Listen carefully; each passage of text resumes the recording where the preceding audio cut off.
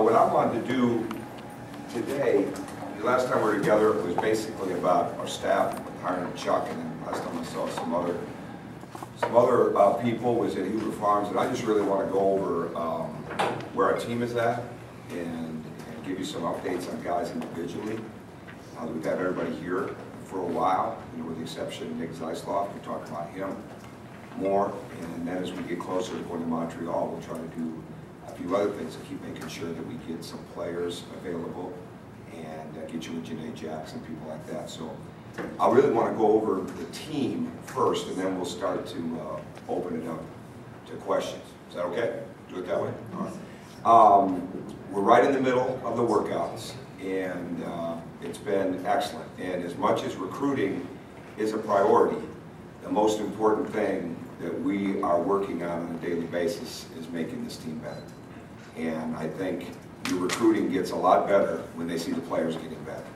And there is no question that that's been a huge part of what's been going on here, and will continue to go on like that.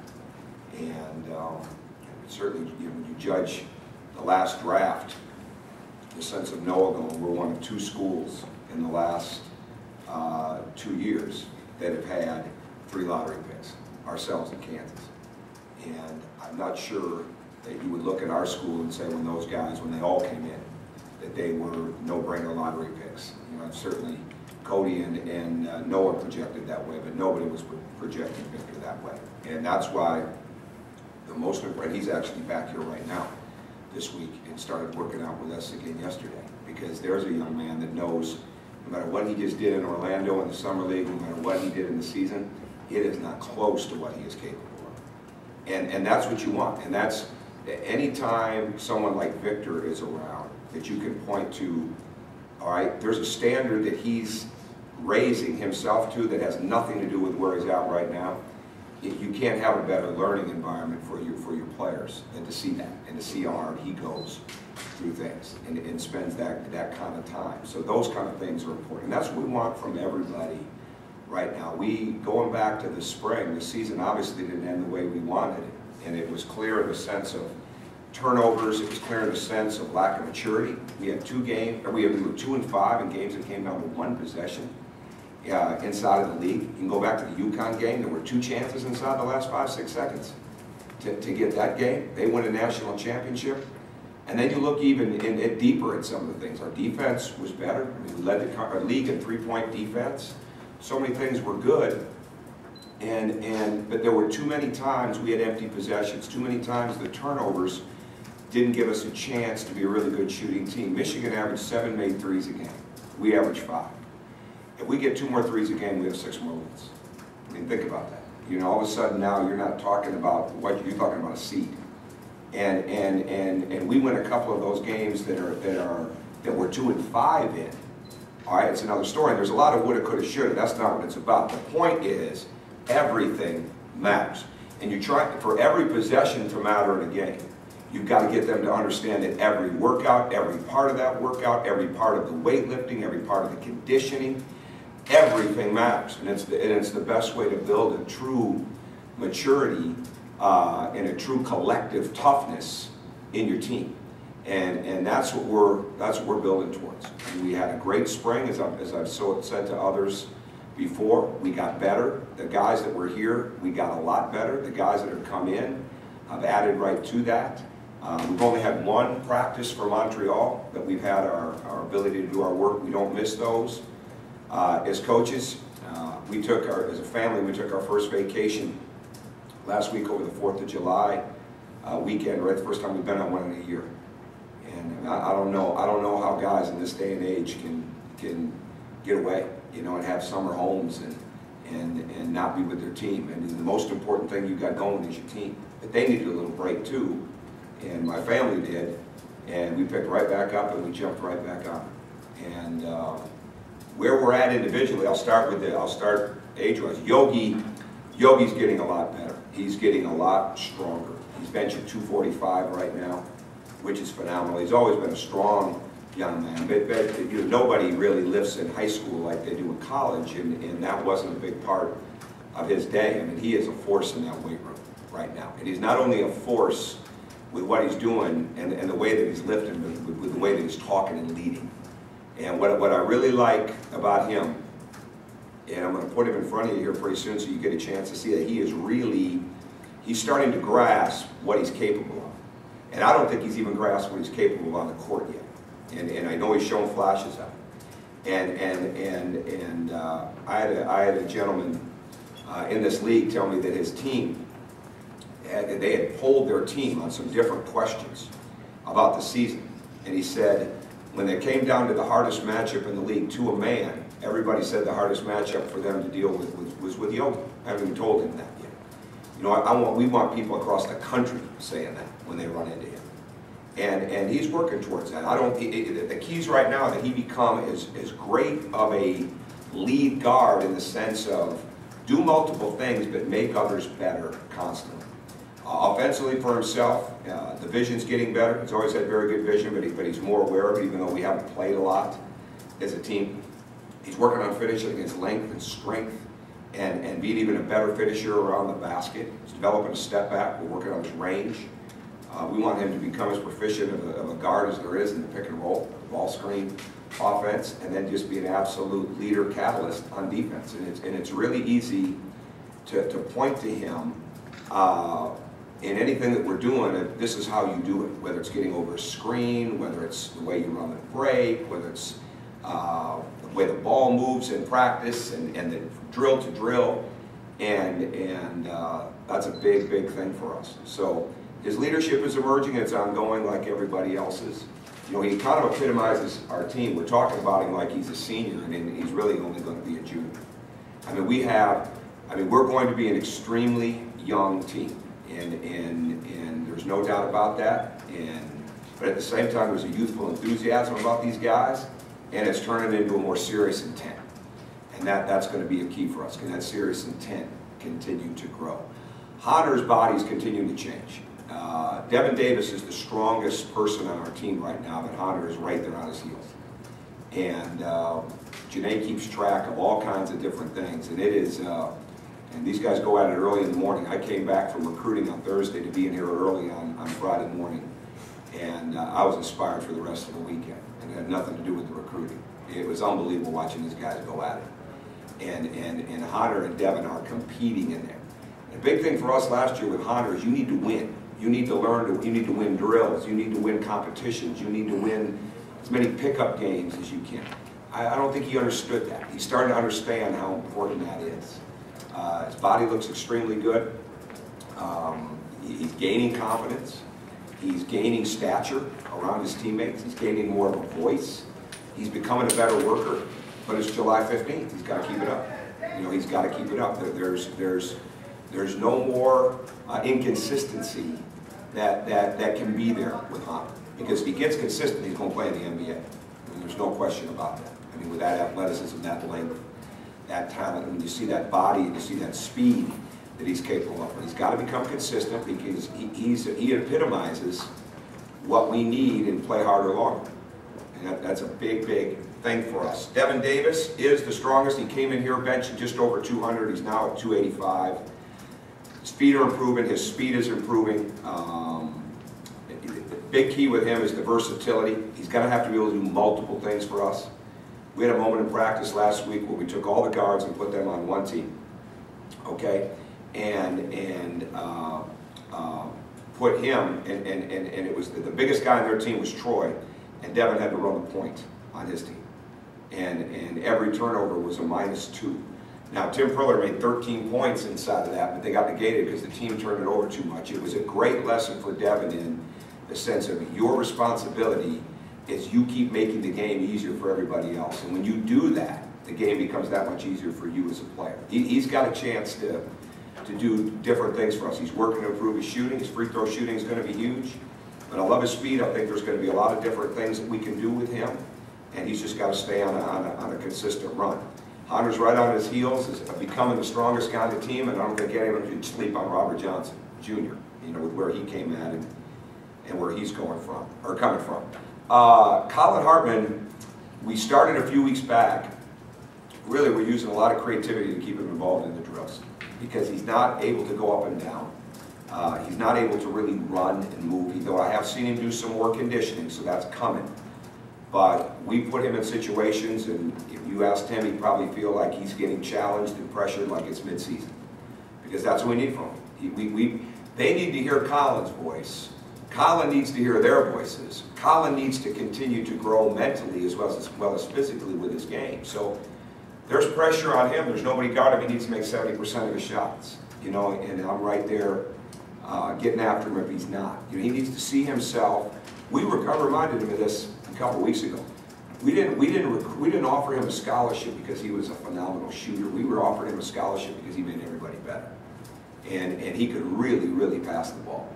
And if he can get that shot to where it needs to be, and he can get that consistency of the shooting, because that wasn't a strength for him last year. It wasn't a strength in practice, and you'd have seen him more in games. And obviously it wasn't a strength for a lot of us. We made 106 threes in the Big Ten, and Yogi, Noah, and Will made 88 of them. So it wasn't a great strength all the way across the board. But Colin adds to what we're doing with the new guys in the sense that could become a much bigger thing for us. But the ball movement's going to be a huge part of that. He's getting stronger. He's becoming a leader as much as he can, and he's doing a good job for us. Stan's gaining a level of consistency that he hadn't had. His body's different.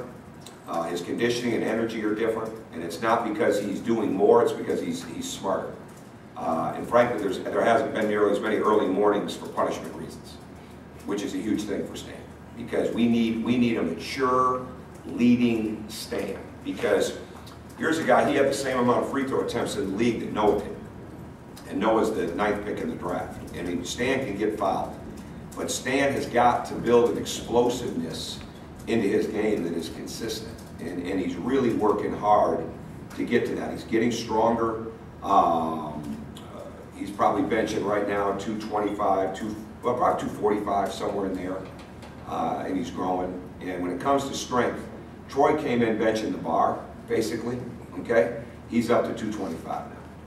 I mean, Janae is going to, gets a lot of credit, and be a lot of people that'll be thanking him for what he's done for them. Troy probably deserves a full-color poster in Janae's office right now for where he's going with it. And he's really, really coming. There was a guy that he'd been to the weight room, but he didn't exactly have the key card to it. You know, now he's really learning a lot about that. He's trying to gain a lot of his game. We're trying to get him a multifaceted, really having him on the same level of progression that we really wanted Victor on. You know, Victor had not really handled the ball a lot in high school. He had not been in pick and rolls. I'm not saying that his improvement numbers are going to jump. You know, Victor went from 14% from three as a sophomore to 47% from three as a junior in the Big Ten. But that progression of being able to do a lot of different things, value in the basketball, finishing, not just dunking everything that's there, but really trying to build that base so that we can not only go to Troy, but that we can play through him on the perimeter. He's worked hard on his shot. His work ethic has gained tremendously. Last summer, his work ethic, his extra work ethic was on right near the bottom of our team. Right now, it's up there around the top. And when it comes to the extra work, so proud of what he's doing there. Jeremiah, April, his speed is getting better. He's learning a lot. Give you an example. Yesterday, they ran 350-yard sprints after a full workout, leg workout, upper body, the whole deal. And they went over to Mellencamp, and they ran 5 350s. When he first got here, he could barely get through the 1 350. And yesterday, he got through all 5. You know, now to me, that's progress. That's how you measure progress. There's not a result. There's not a win-loss. It's not he's averaging this, he's averaging that. That's the progress you've got to see as you're building a player. What that means for his season, I don't know yet. He's got a lot to learn, but he's a willing learner. And we like the attitude that he has. He's spending a lot of time with Tim Pritchett. Tim's feet are improving. Tim's movement's improving. His strength is improving. His level of conditioning, he's been well coached. And again, we played this game the other day, and when Yogi said, one of the last things he said, don't let Friller catch it. You know, a kid goes for 13 points in a game, that they lose the baskets because we take 2 points for every turnover. You know, my basic message to Tim is if you catch it and you're open, you shoot. and that's 52% from three as a senior playing an inside spot.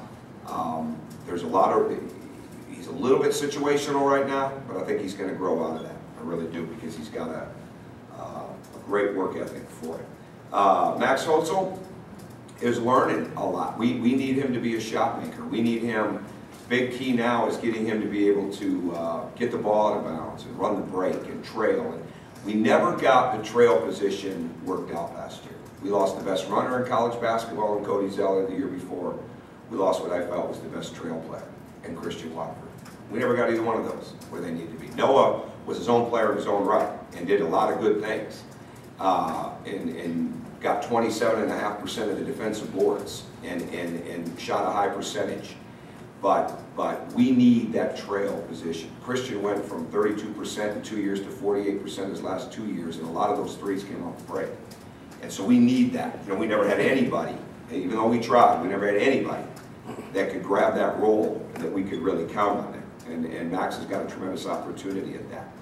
But strength is a big thing for him right now. He's not coming in with the pace that some of the others are. The physicality that he needs to have. His confidence will grow from his strength. His confidence will grow from simple basketball, and as he continues to do that. Robert Johnson is the strongest player, flat out, that we have ever brought into Indiana in the summertime, irregardless of position. He came in here 13 times, 185 on the bench. He's up to 50. He came in here at 39 inches on the vertical. They'll measure it again next week to see where that's at. He's got a pit bull mentality. The few times that we have gotten down and competed in a group of 4-on-4, 5-on-5, extremely well coached in some of the nuances and details of the game. And now it's just a matter of consistency. It's a matter of more explosion. Big thing with Robert right now, to play with his eyes up, play with vision and see a lot of different things. But he's in the gym. He and James are basically joined at the hip with the way that those guys work out after we work out or come back at night. And James wasn't doing 185 one time a year ago. Came in here doing it 7, and he is up to 9, probably close to 10 right now, just like that. I mean, he's been committed to getting ready for this. Well coached by his father, without a doubt, and his dad has done so many things to hold him accountable to become not only a better shooter, but a better scorer and just a better player over time. And now he's learning about the explosiveness that he can play with and building that athleticism into his game. But that right there to me, with a team that hasn't played a game yet, that right there to me, to see what he has done physically in the period of last summer to where he's at right now, it's a sign of things to come. And again, I don't judge where their confidence is at right now. I don't judge where their game is at right now, because so much is being thrown at them. They're going through the academics, they're going through the study halls, they're going through the lifting, the conditioning, the workouts, they're playing, they're doing all these extra things that are away from home for the first time. You're not going to be overly confident with that. But the bottom line is getting better is what's key. And I think they all see themselves getting better. Most recent guy up here is Nate Ritchie, and we are excited about him. He came up here and he worked out. I'd seen him on film a little bit. Wanted to be at Indiana. He was coming to Indiana. He had turned down some offers, other Division I schools, and there's no question after his on-campus evaluation that he's going to be a part of our team. He's going to have the same adherence to everything that everybody else has. Extremely athletic, willing learner, quick learner, wants to be really good.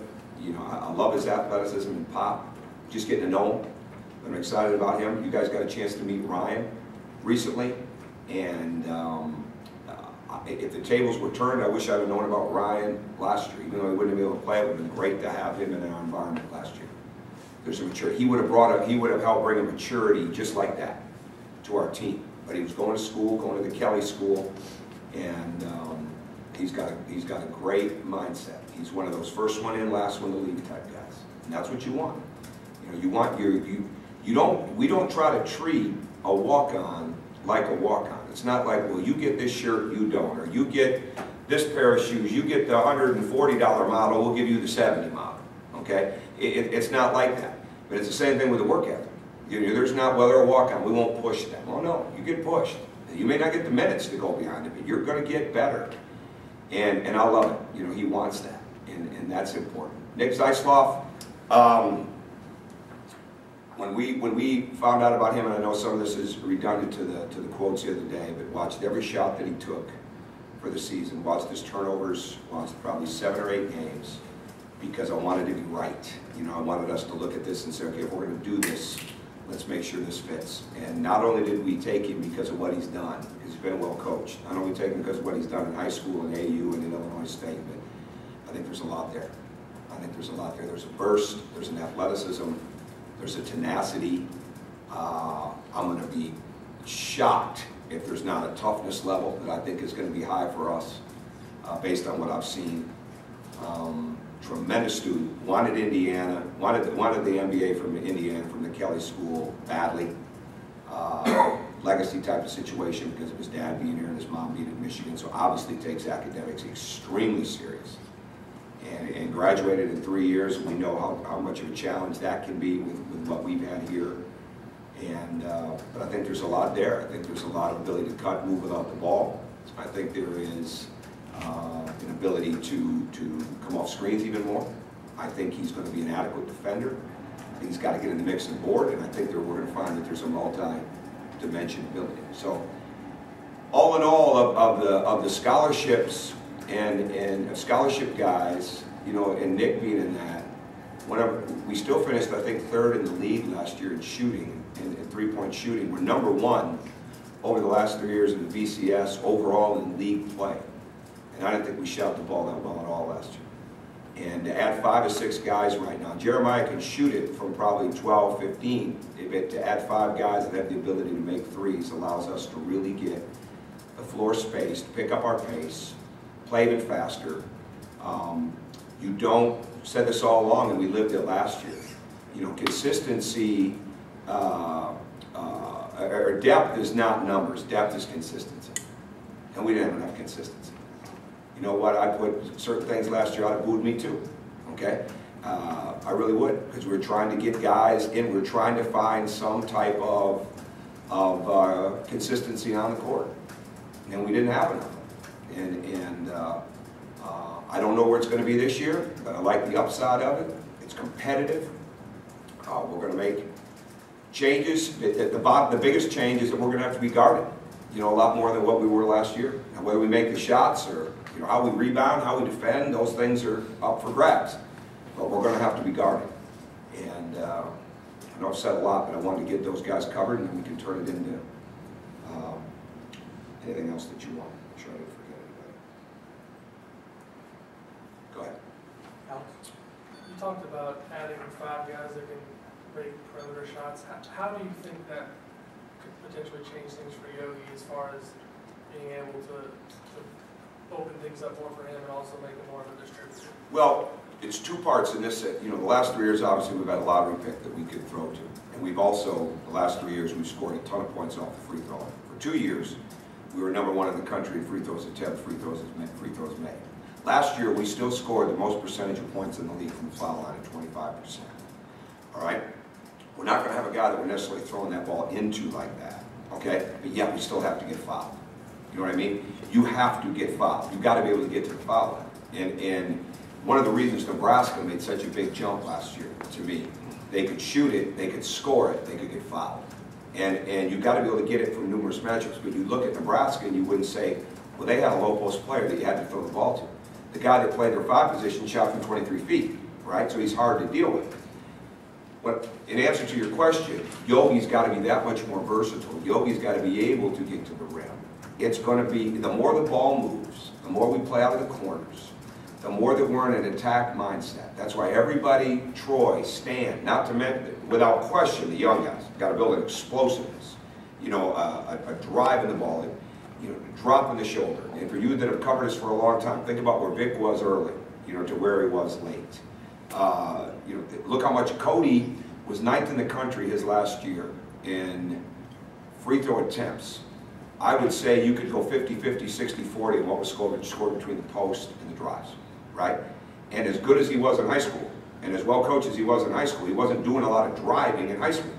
But again, got fouled. And so Yogi's got to get fouled. Other guys have got to get fouled. We've got to get to the foul line. And the more that ball moves and we don't just settle for the first one. You know, we really have to have, with it, you know, everybody wants to emulate the Spurs. It's very hard to do that. You got to be committed to it. But they have one thing that really stands out. They have numerous things that stand out. But the good to great shot. You know, we have to be able to get that great shot. And the more that ball moves, the more it's going to come around. And when you can point to Vic and say, okay, you know, some of the questions from the NBA, all right, and again, I don't know how some of these people would even have their job when they ask, well, you didn't shoot that much. Look at the percentages. I never had one GM or head coach ask me about he didn't shoot much, but I had a bunch of them talk about the percentages. It's about the percentages. It's not about the averages. Vic averaged 13.5 points, his second pick of the draft. You know what the average they got excited about was those 12.2 deflections. And I say that for Yogi too. I feel Yogi's one of the best defenders not only in the league but the country. Now the country's got to see that. You know, I can't, it's not me pounding the table saying, hey, look at him. That's what people have to see now. So Yogi's got to keep diversifying, multiplying, any way you want to look at his game. Make everybody else better, all right? And be on that attack constantly on the offensive and defensive. This kind of plays into that a little bit. You talked in your performance about whatever way you guys are going to play is going to be, is have to be unconventional. Have you started to, kind of put together a plan for what that is? And I guess when you're looking at, if you look at certain teams who inspire you for that, or they're kind of, is there a team you look at as sort of a mold for how you play with a very guard-oriented team? Well, we haven't put much in yet. It's so much of this has been about spacing and how we utilize the three-point line and the NBA line. So much of it's about just really, really getting the repetition of the fundamentals and of the basics of fundamentals, and then the fundamentals for Indiana basketball, you know, with the spacing. And there's every team has their own things that they really hold on to. And I think the better we get that, the more we're going to be able to do different things. Like last year, there was only one guy I wanted taking a shot in the corner, and he was the point guard, and I didn't really want him taking that shot. Because when you take that shot, now you're going to have that much harder. And he was our best transition defender, along with Will, right? So now the corner is going to be a whole other. We're not going to become this NBA team living on shots out of the corner, but you're going to have to guard us there. And there's going to be that much more movement off of that. So really, I don't think it becomes, it's got to be simplistic. It really does. I don't think this is a team that's going to, certainly we're not going to have the number of plays. We're not going to have to do that. There's going to be a lot more play out of the concepts. And then be extremely good in dead balls and in after timeout situations. You know, we were not nearly as good in after timeout situations last year as we've been. Even when we weren't very good, we were pretty good after timeouts. And then the couple of years, the year of 27 and 29, 27-29, right? 27-29, we were unbelievable coming out of timeouts. And so we were not good at it all last year. Those kind of things have to happen. We want to run, we want to space. It's not a lot of changes, it's people that can make more of those plays. I've gone back, I always study a lot of Europe, so I've been studying an enormous amount of some European coaches. I've been studying David Blatt before he got the Cleveland Cavaliers job. I think he is one of the greatest coaches. I've never met him, but I think he's one of the greatest coaches on both sides of the ball in innovativeness. When he got hired, I was actually watching stuff in 2007 when he was coaching the Russian national team. It's unbelievable what this guy does. And they just, the level of spacing and stealing things out of timeouts and looking for matchups. Watched a lot of UConn, you know, especially how they played with the guards and what they did with the ball screens. And as close as we came to beating them, they guarded us extremely well. UConn's defense was not given nearly enough credit for what they did as a team last year defensively. I didn't think, so watch that. But I've gone back to some old school stuff for me, and how Reese Gaines played at Louisville when we were back at Marquette. Villanova has played with 3 and 4 guards, where they could have 4 guards and play one way. They could bring in a forward and play an entirely different way, the drop of a hat. Things like that are important to me, and there'll be more. There'll be more as we get more into it. I always take my computer with me when we travel and load it up with new things to see. But we're putting a lot of the concepts that we want in right now. But before we can really start getting good at coming off the screens and, you know, ball screen this and ball screen that, we got to be really good at some of the fundamentals of explosiveness, understand spacing and how hard you've got to go for how long you've got to go. So we can start to get that done. I guess again, just sort of following the same thing, but how much have you seen, I know it's early in terms of installing things, but how much have you seen Yogi embrace the idea that it is a different, just a different kind of team, maybe a different sort of identity that he's going to have to run this year, and that the things he's going to be creating are potentially different from what he would have last year with Noah and Will, and he's going to have just a lot more shooters. Well, one of the things that I think has helped these guys when they move on from here, whether they go to Europe and they've got to fend for themselves, or whether they go to the NBA and the expectations of being able to execute plays, come out of timeouts and work hard, take care of yourself are big, is you got to be ready.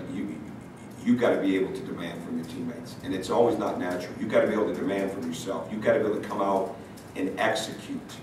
And right now, what we've seen is we had workouts last week, and we did drills that our juniors, in the sense of Yogi and Hunter, and our sophomores, they were the ones that taught the drills. We'll go down and do it here a little bit when I leave here, and they'll lead the way on those things. And I think Yogi is a focal point, but this has got to be a collective leadership group more than ever.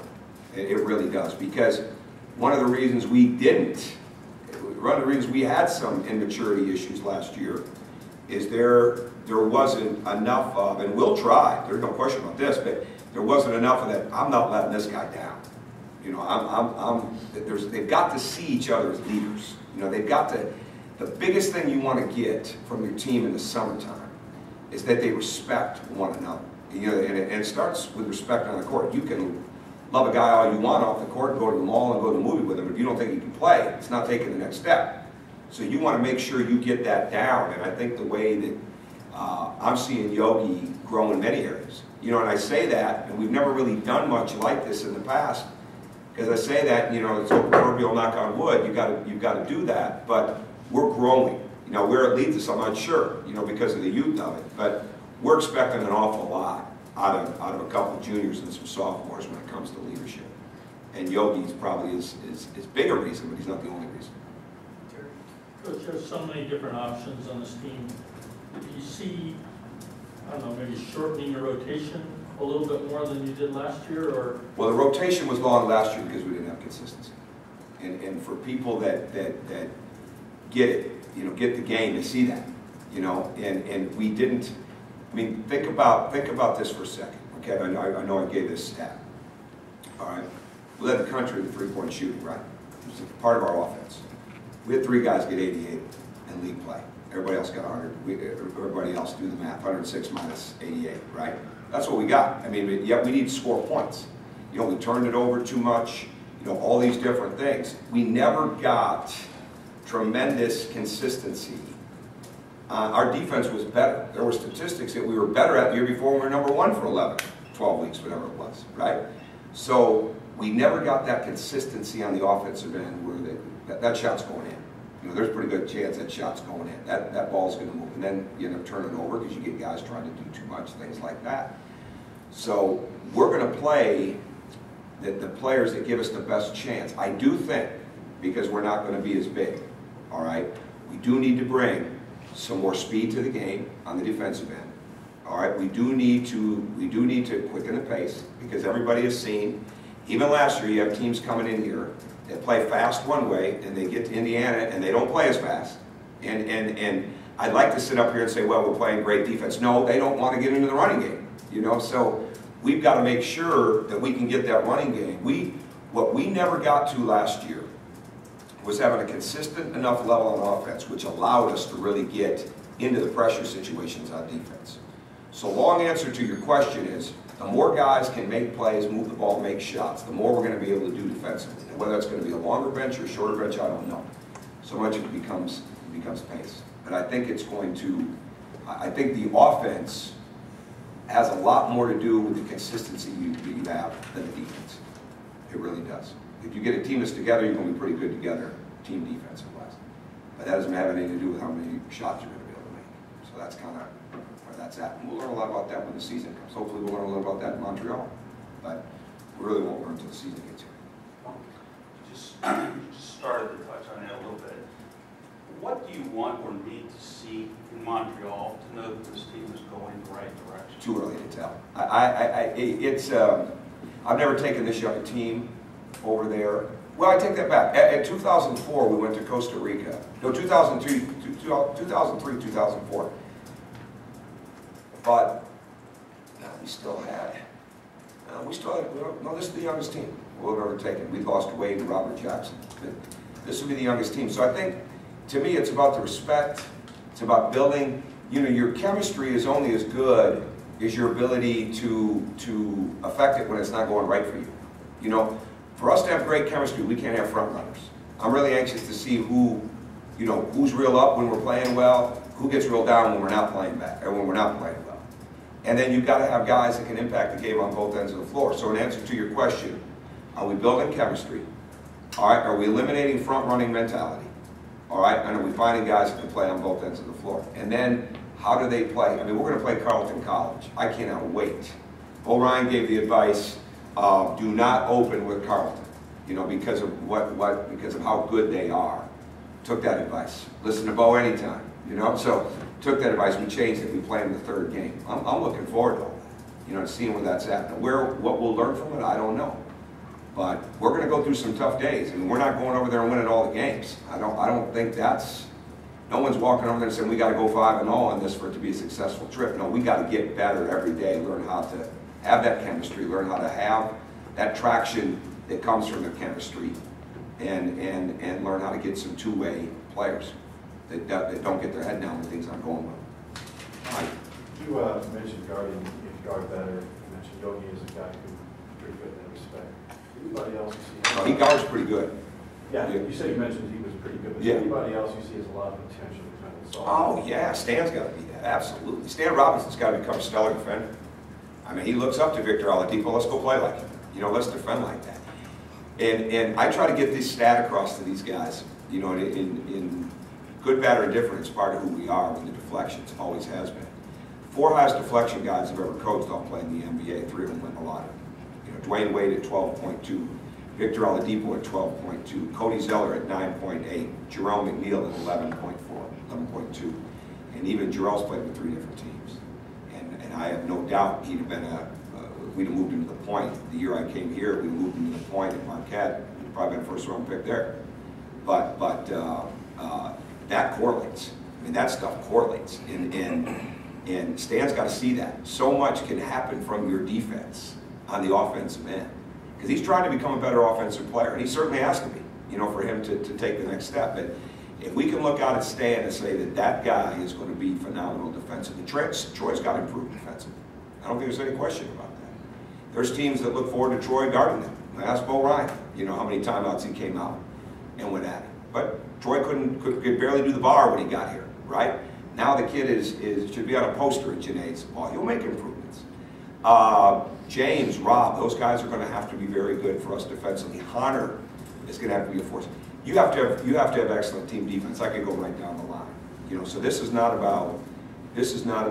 We didn't have enough guys that could get stops last year in a one-on-one situation. It's one of the reasons we were 2-5 in those one-possession games. You got to have a team of stoppers. So if we're switching, if we're playing one-on-one, you know, if we're jumping into a zone, we had situations last year: 3 guys in zone, 2 guys in man. You know, you can't have that. You know, if you're going to really win, that's what the games come down to. So we got to have a team of stoppers. Senior leadership, I know, is important for every program. You don't have any seniors, but how unique is it that the guys that can establish as leaders, as long as they're still, they don't leave early or anything? How important is it? How important is it that you could have the same guy as your leader for 2 straight years to help the program go? Oh, I think that helps. Yeah, I think that helps a lot. I don't think there's any question it helps, but I think, you know, in the state of college basketball today, I mean, who thought a couple of years ago we'd have 3 lottery picks in 2 years, right? I mean, when you look at how the transfer numbers have gone up over a period of time, it's over 600, right? I mean, it's a fluid game. I mean, college basketball is a more fluid sport than any other sport in college sports. It just is. It's constantly changing. So there's no question that the older teams and the teams that can roll together, the teams that have very good balance, get that. You know, we haven't had as much of that. When we did, we were really good. You know, we had a bad night against Syracuse. You know, and that same flip of games was flipped the other way that year in one-possession games, with the exception of Illinois and I think Minnesota. It comes to mind on that. But so there's no question that helps. do they respect each other? Are they interconnected? Okay? And will they, you can't have front runners. You cannot win. So it doesn't matter, you could have a senior, you could have a freshman. If they're front runners, and how's it going for me? You know, how's it going for the team? If it's based on that, and they're not at a high level of how they're competing, you know, the best players, you shouldn't really be able to look at them and see if they're not having a great statistical game. They should look the same, you know, and that's where you got to grow. That's part of maturity. So it is what it is. In that sense, we just got to continue to build on that every day, and that's what we're trying to, you know, try to get as much out of the summer as anything else with that. You've talked about this at various points in the offseason, but that maturity and the decision-making and some of the things that I guess disappointed you on and off the floor last year. I mean, how much can you monitor how it's growing in the summer, I guess? I don't know. Everybody has them. Some schools are pretty good at you know, when you do this business for a living, like we do, you know what goes on in other programs. You know how they, you know, how this doesn't get out, that doesn't get out. You know, Indiana's a little different like that. You know, and we're sitting in here and we're not. There's no, well, you know, put our arm around them and say, hey, don't do that again. You know, hey, you know, try not to miss that class again, okay? You know, no one's doing that here. You know, that's why you get 1,000 on the